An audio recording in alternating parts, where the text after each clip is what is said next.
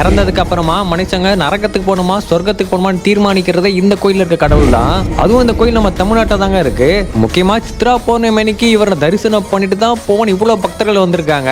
ஏன் நான் சொல்றேன், அதுக்கு முன்னாடி இந்த மாதிரி யூனிக்கான டெம்பிள் செஞ்சுக்க நம்ம பேஜை ஃபாலோ பண்ணிக்கோங்க. இந்த கோயிலோட பேரு சித்ரகுப்தர் கோயில். இந்த கோயில் எங்க இருக்கு அப்படின்னா தமிழ்நாட்டுல கோயில்களுக்கு பேர் போன ஊரான காஞ்சிபுரத்துல தாங்க இருக்கு. கையில புத்தகம் பேனா வச்சுட்டு மனிதர்கள் பண்ணும் பாவ புண்ணிய கணக்குகளை நோட் பண்ணிட்டே இருப்பாரு.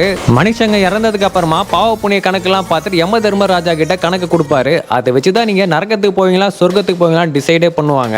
கலியுகத்துல மனிதர்கள் அறிந்து அறியாம செய்யக்கூடிய தவறுனால நல்லவங்க கூட நரகத்துக்கு போற மாதிரி சூழ்நிலை ஏற்படுது. அந்த டைம்ல சித்ரகுப்தர் சிவபெருமான் கிட்ட பிரார்த்தனை பண்றாரு. அப்ப சிவபெருமான் ஒரு காட்சி கொடுத்து சித்ரா பௌர்ணமிக்கு வழிபடுற பக்தர்களுக்கு அவங்க தெரியாம செஞ்ச தவறை மன்னிச்சு அவங்க விதியை மாத்திர வாரத்தை கொடுக்குறாரு. அதனாலதான் இன்னைக்கு சித்ரா பௌர்ணமி அதுமா இவ்வளவு பக்தர்கள் சித்ரகுப்தரை தரிசனம் பண்றதுக்காக வந்திருக்காங்க.